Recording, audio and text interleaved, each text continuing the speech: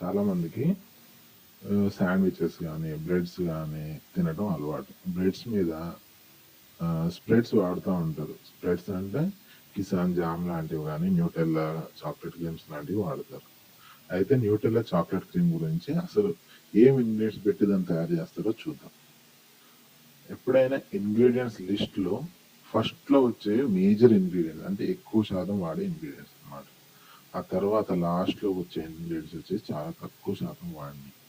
అయితే న్యూటెల్లాలో మనకి major ingredient first వచ్చేసి షుగర్ అండి. షుగర్ మన బాడీకి హెల్త్కి అస్సలు మంచిది కాదండి. షుగర్ ఒకసారి నాగ చైతన్య గారు చెప్పారు, alcohol is better than sugar అని చెప్పేసి. షుగర్ అండి. సెకండ్ థింగ్ వచ్చేసి పామ్ ఆయిల్ అండి. పామ్ ఆయిల్ అందరికీ తెలుసు ఎంత మంచిది కాదు అని. అండ్ థర్డ్ థింగ్ వచ్చేసి హ్యాజల్నట్స్ ఓన్లీ 13% అండి.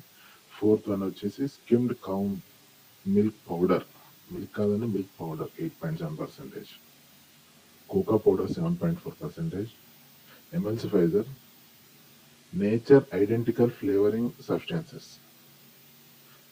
విన్నారా? అందులో నీట్గా క్లియర్గా చెప్పారు, నేచర్ ఐడెంటికల్ ఫ్లేవరింగ్ సబ్స్టెన్సెస్ అండి.